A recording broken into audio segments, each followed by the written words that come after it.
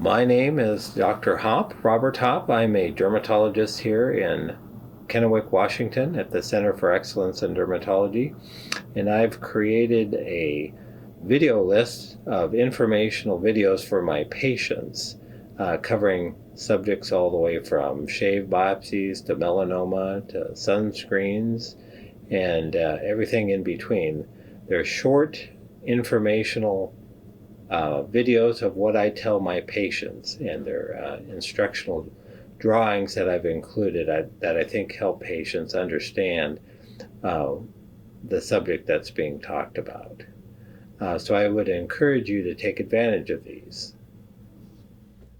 This video is on general excisional surgery of the skin, a very common procedure for removal of lesions in the skin, moles, cysts, small skin cancers, and that sort of thing. It's done with a scalpel. It's done in the office under local anesthetic. So let's say we have a lesion in the skin. Let's say it's a mole that needs to be removed for diagnostic or therapeutic considerations. You would numb up the skin with lidocaine, which would have a rapid onset and last about a half an hour. It's oftentimes supplemented with a longer acting anesthetic that can last up to an hour to an hour and a half. Then the lesion is excised in an ellipse, and the reason an ellipse is used is that if you excise the area in a circle, what will happen is you'll get excess skin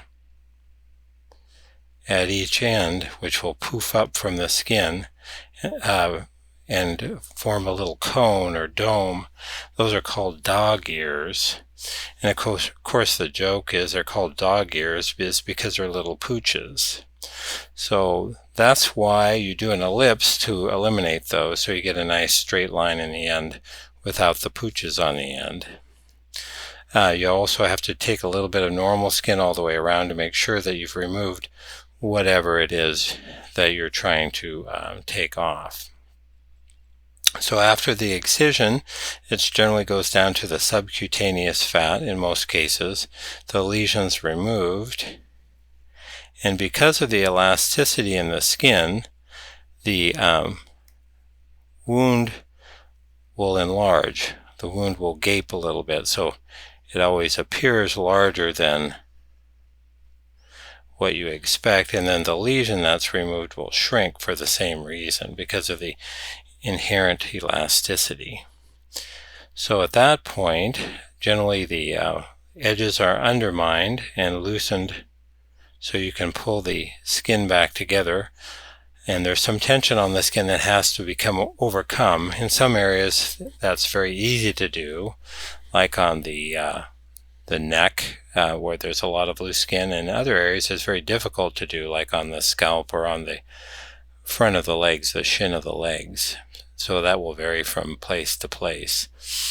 But undermining takes place to loosen up the skin, and then generally buried sutures are placed underneath the skin to pull it together, and those are the kind that dissolve underneath the skin. Occasionally they'll spit up through the skin, and at that point you can either just let them come through the skin, or you can come in and have them removed, and that will close the wound for the most part, about 90%. And then sutures on top of the skin are placed, and those are generally made out of nylon, and those are the ones that you see. Typically they're black or blue. They have the little ends sticking up. And so for most part 7 to 10 days for wound healing, faster up on the face and the neck, areas with a good blood supply.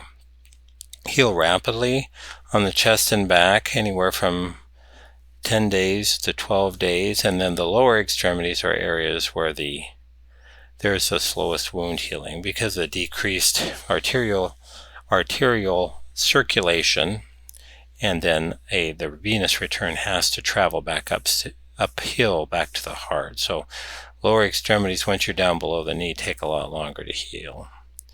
In any event, when the stitches come out, you generally have a straight line scar. It's roughly 3 times the lesion size that you took off. So if this is a unit of 1, then you have 1 on this end and 1 on that end.